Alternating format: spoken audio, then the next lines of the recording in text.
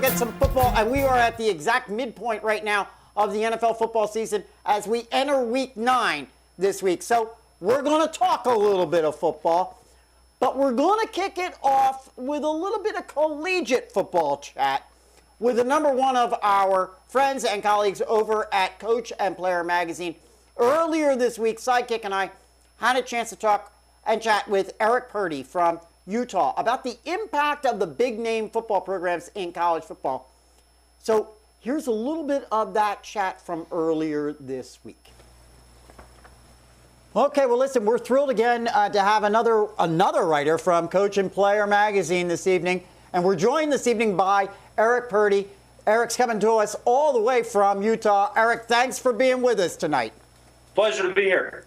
Now, you've got a feature up right now on Coach and Player, which I got to tell you, I really, really enjoyed. It was very provocative.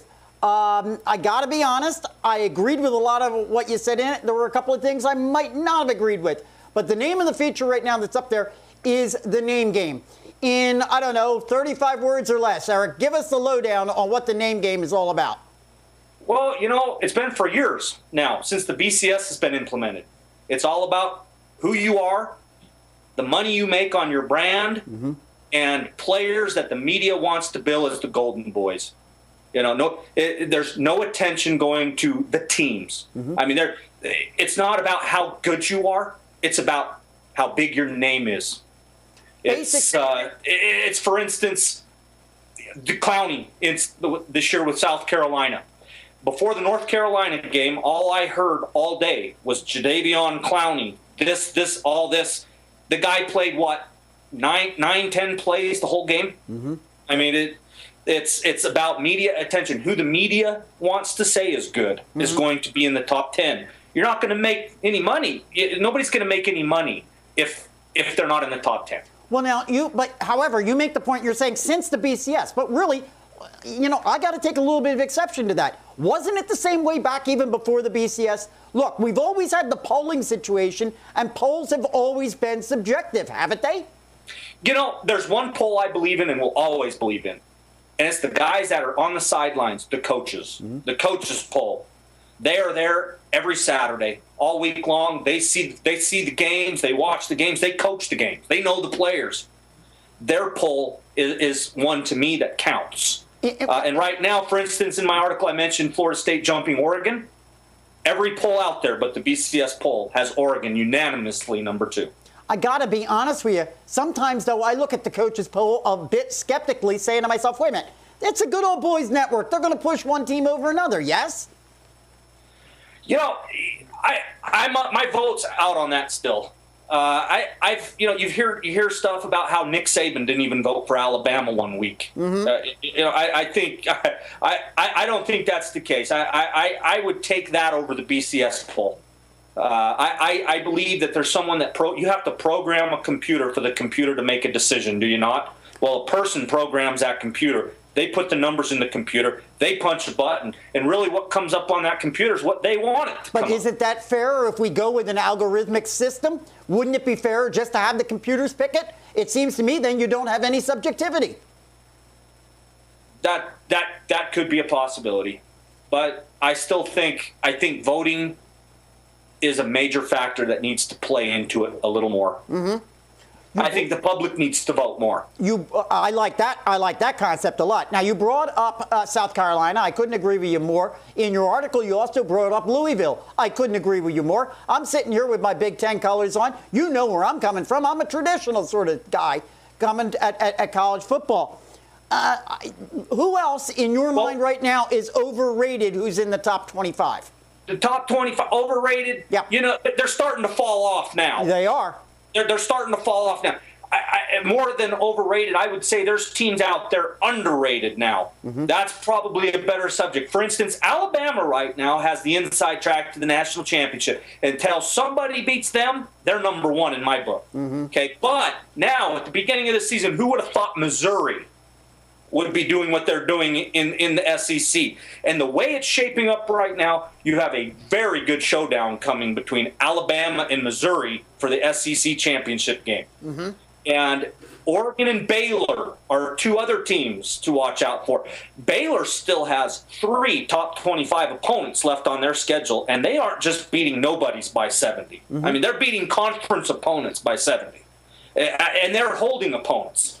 Oregon gives up points, but they put them up. Sidekick, I think what Eric is saying is this comes down to a philosophical issue, really, in many respects, philosophical issue about, hey, if you've got the name brand, you're going to make the bowls. Right. Well, exactly, and that's we were talking about a little bit pre-taping. This is one of the reasons why I don't get into college football. Right. Yeah, I root for Penn State. I went there for a little bit, and I root for Mizzou and stuff like that. But I think the whole system is a joke. With polls and this, that, and I'm sorry, I'm a good old we were talking about. I'm a good old Midwest boy. I want to see divisions. I want get the playoffs based on your records and your accomplishments, not on who you are and how much money you have and stuff like that. I want to see some of these other teams get a shot at doing something than Notre Dame and Notre Dame, who's not even in a conference. Yeah, right. Not yet, anyhow. Not yet, anyhow. Well, you're a Big Ten guy. I can tell you another team that might be underrated right now. If they're looking at Florida State hopping the polls like they did, why are we not talking about Ohio State, who hasn't lost a game in 2 years? That team right there is ranked capable. number 3 though right now. Yeah. Yep. And they're number 4 in the BCS. And so I think they're definitely more deserving than Florida State. Oh, I would agree with you there. Let's go back, though, to the philosophy of this all. And let me bring up a point that I think might satisfy some of what Sidekick is even talking about. Let's go to the NCAA tournament in men's basketball. That thing is flat out fair. Why can't we get to a system like that in football? Is it because of Division I, Division II, Division III? It's time. It's the length it would take to play that out. There's just too many schools. College football season, at one point there were 9 games in a season. Now it's 12. Right.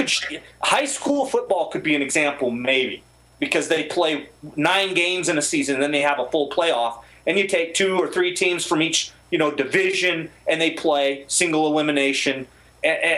But with college, it would just be too tough trying to get all those games in you would need to really justify being where you're at the end of the season. Plus, there is far too much money in bowl games, not just the BCS. Schools rely on that bowl game. There's schools that'll settle, for instance, my area, BYU. Right. They will settle to play in the Holiday Bowl, the Vegas Bowl. They get that guaranteed check. That's good enough for them. Sure. They rely on that money every year.